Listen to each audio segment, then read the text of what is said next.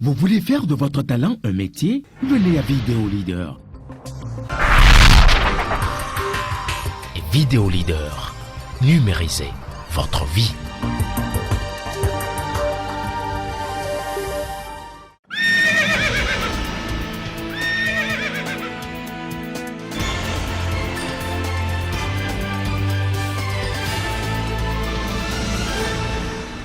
Bonsoir à tous, je suis ravie de vous retrouver sur ce rendez-vous de l'actualité sur Koboro TV Web Africa, le premier de l'année 2021. Toute l'équipe de la rédaction se joint à moi pour vous souhaiter une excellente et merveilleuse année 2021. Au sommet de ce premier JT de l'année, fin de l'opération d'enrôlement pour l'actualisation du fichier électoral national. À Parakou, les citoyens sont sortis massivement pour se faire enrôler. Réaménagement horaire dans l'administration publique au Bénin. Cela a pris effet depuis le 1er janvier 2021. Les avis des uns et des autres à suivre dans ce journal. Le développement de ces titres dans un instant.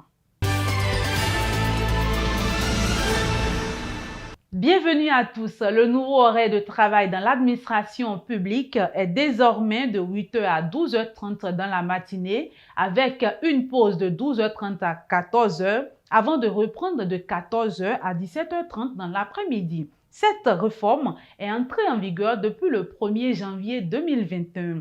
Responsable d'école donne son avis sur le sujet.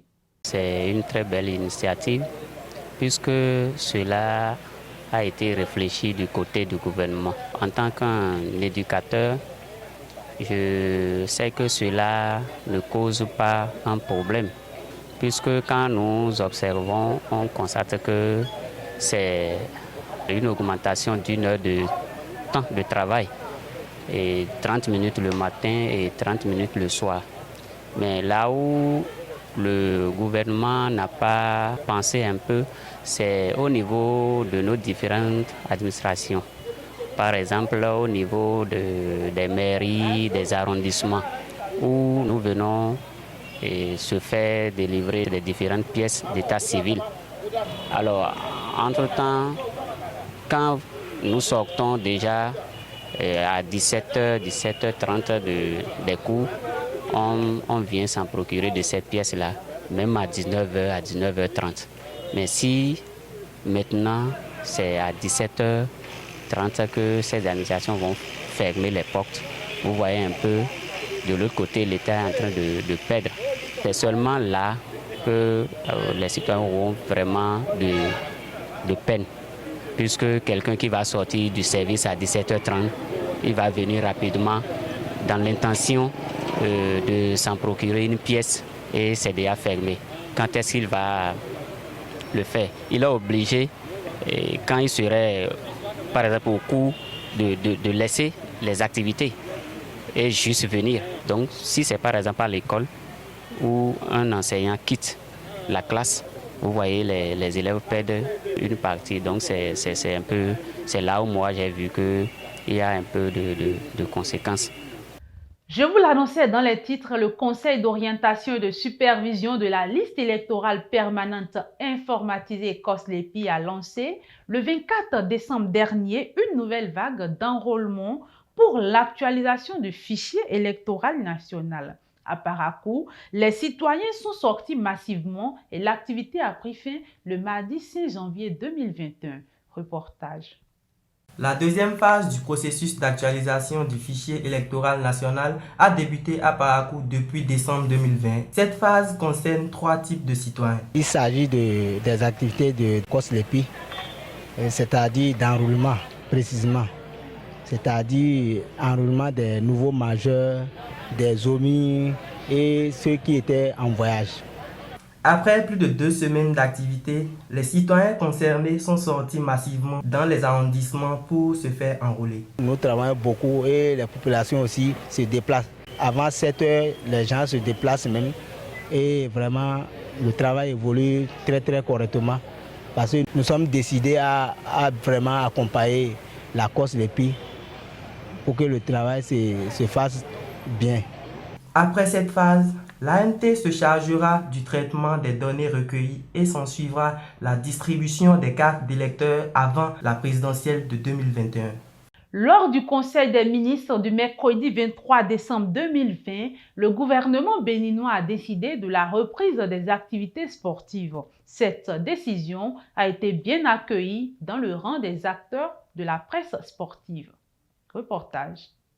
Merci au gouvernement béninois qui, après avoir interdit pour pouvoir contrôler le taux de contamination, a vu juste de relancer les activités. Ces mots de remerciement de ce journaliste sportif fait suite à la décision du gouvernement d'alléger les mesures de la suspension des activités sportives en raison de la COVID-19.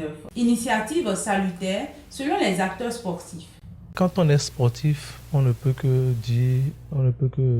pousser un ouf de soulagement en apprenant cette décision du gouvernement de lever l'interdiction des activités sportives au Bénin. C'est une bonne nouvelle pour nous, les amoureux du cœur. Et je pense que ça fait du bien aux acteurs sportifs. Je veux bien nommer les joueurs, les responsables des staffs. Cette reprise des activités sportives leur permettra de renouer avec leurs habitudes. Quelqu'un qui est un passionné de foot, quand le foot n'existe pas, c'est comme on l'a ôté une partie de son corps. Les stades étaient fermés. Bon, avec qui vous aurez ce plaisir-là de faire des interviews. C'est surtout ça nous a beaucoup manqué. Mais on s'est adapté aux conditions et puis on a fait ce qu'on peut faire malgré toutes les difficultés qui sont liées ou qui étaient le bourreau même d'avoir une véritable information sportive. Quand le coronavirus est venu tout embrouiller, on était obligé de surseoir toutes les activités sportives, toutes les émissions. On était habitué à un vivre ensemble terrible, mais d'un seul coup, on est obligé de rester dans nos coins, chacun dans son milieu pendant plus de 9 mois. Donc ça a été beaucoup plus difficile pour nous. Le championnat national de football saison 2020-2021 démarre le samedi 30 janvier 2021.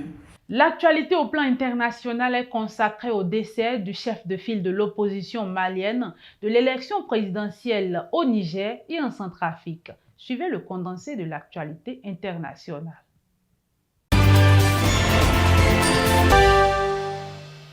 Dès le premier tour de la présidentielle nigérienne du 27 décembre 2020, le candidat du parti au pouvoir Mohamed Bazoum est arrivé assez largement en tête, 39% des voix, selon les résultats publiés samedi 2 janvier.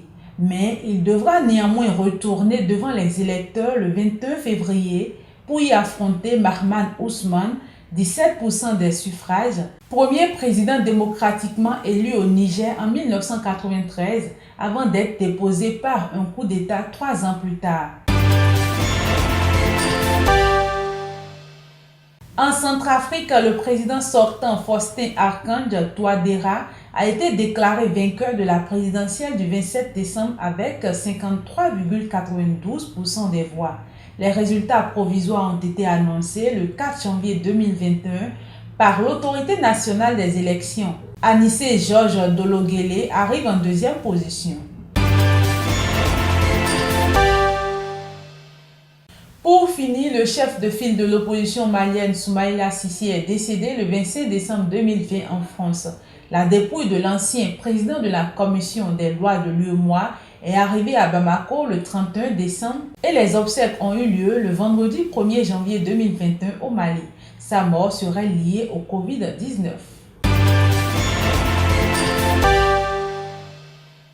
Merci pour votre fidélité au programme de votre chaîne préférée. Merci de nous avoir suivis. À très bientôt.